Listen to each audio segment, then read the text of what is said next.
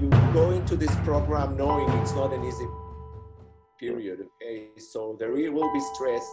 For me personally, what helped is knowing that my mentor accepts the fact that this is part of the process, and sometimes it happens and it's really frustrating.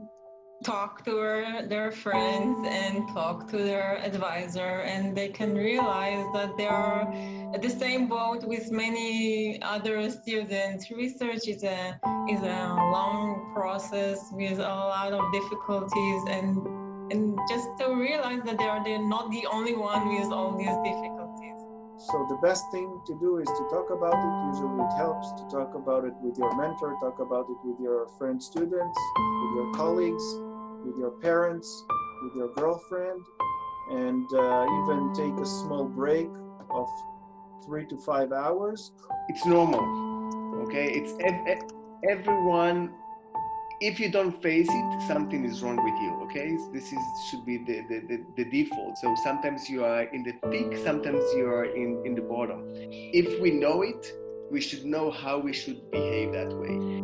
A PhD is like it's a chunk of it's several years, and people have high and low, ups and downs. We should maximize our proficiency when we are in the peak, and when we are in the lower part of the graph, we should learn how to minimize it and to make it as shorter as possible. But you should know that it's normal and it's trivial and it's okay. And it's okay. And if you are in a bad situation and you start the day when the flask fell into the floor and you don't know what you're going to do, it's okay to go home, to drink a beer, to go to your wife, your girlfriend, have a bottle of wine, and read papers and think. It's totally okay. So don't blame yourself for if something goes wrong. This is totally normal. It happens to all. So don't get so frustrated, don't get so upset. Just knowing that it's not a personal thing, it's something that everyone went through or is going through. I think this is very relaxing.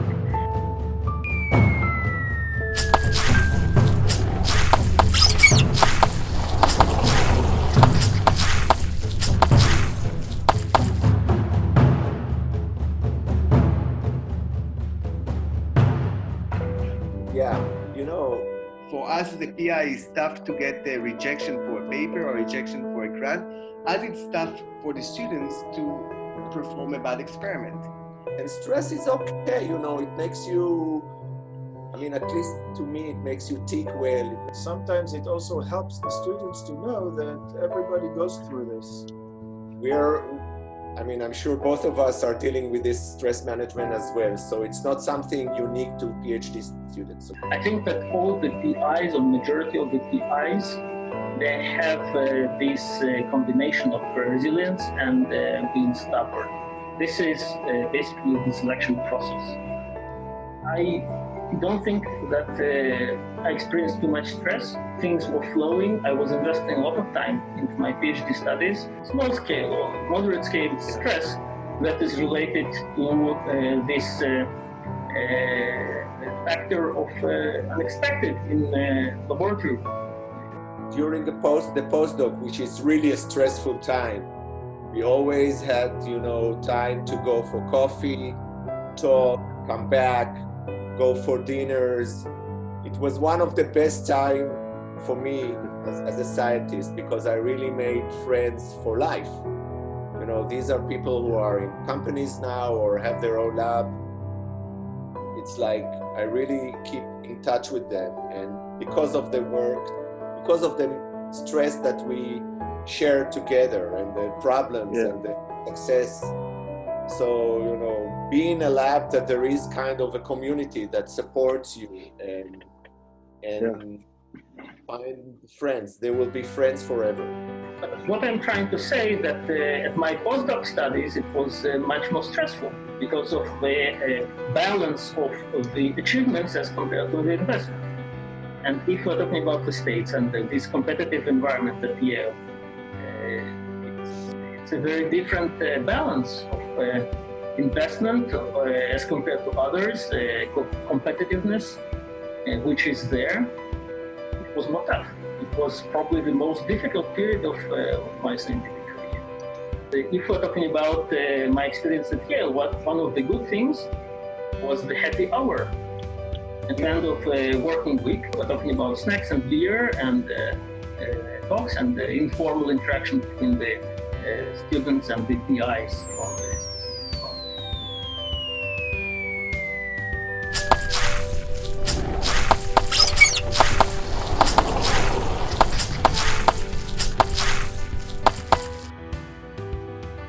We know that there is this law of conservation of material of Lavoisier. If student disappears from one place, she reappears in a different place.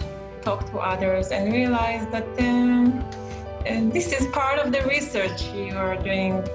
You can run 10 experiments and one of them can give you interesting results that can lead to many other interesting findings. We want our students to appear here and to benefit and to enjoy as much as possible from being with us and in this environment. The door is always open. Because the worst thing is that you're holding things in your stomach. We're talking about the world that any student, that a master's or PhD student or postdoc is going to face in multiple walls. So you can go with your head into the wall and try to break it. You can try to jump over it, or you can just find another bypass. So we have a variety of options, and discussing them with your PI usually will help to find the more efficient strategy. I always tell my students, don't work late. If you know, that's not a measurement of how successful you will be. Try to plan your day, plan your week, come at a reasonable time, finish at a reasonable time. If you plan your experiment wisely, you can finish at 6 and just go and do the things that makes you feel relaxed. Take maybe a little time without worries, or maybe go to India and then try to come back as fresh. And also, this is why there is a group. So I think that the support of the group is very important.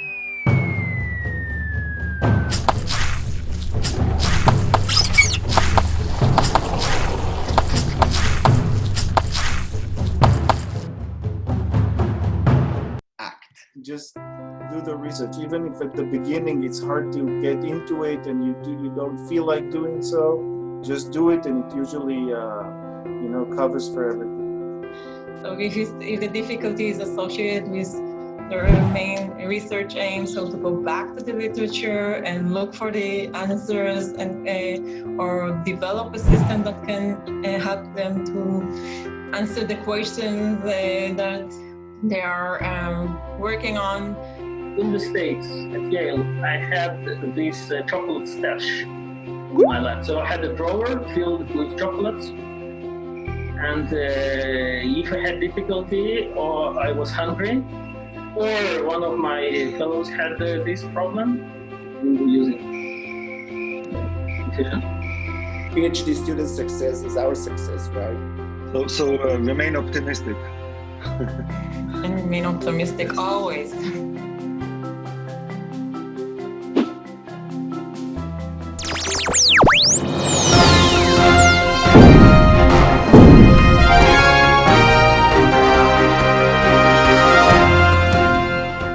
You now have to choose between sessions 10, 11, 12 and 13. What's in sessions 10, 11, 12 and 13? In session 10 at 1:05, Daniel talks about finding molecular mechanisms to neurological genetic disorders. After him, Bosco explains about secretion systems from E. coli bacteria.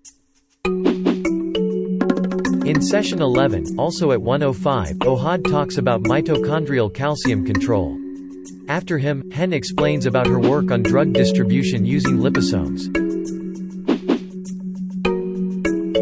In parallel session 12, Mohammed describes interesting findings on the intracellular activities of interleukin-1 alpha. After him, Manu inhibits a signaling pathway and sensitizes head and neck cancers to anti-PD-1 immunotherapy. In session 13, Nenad explains his findings on the effect of polymer conjugates on chronic inflammatory diseases. After him, we hear about autoimmunity therapy from Anar, using a glycosylated form of interleukin-2. Tough choice. So take a moment to look at the PDF program and decide which Zoom room you choose.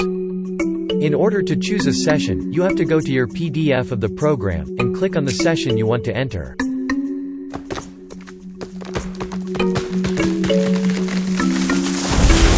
Enjoy. And don't forget to take an active part in the last 5 minutes of each talk for an interesting scientific discussion. We meet here again at 2.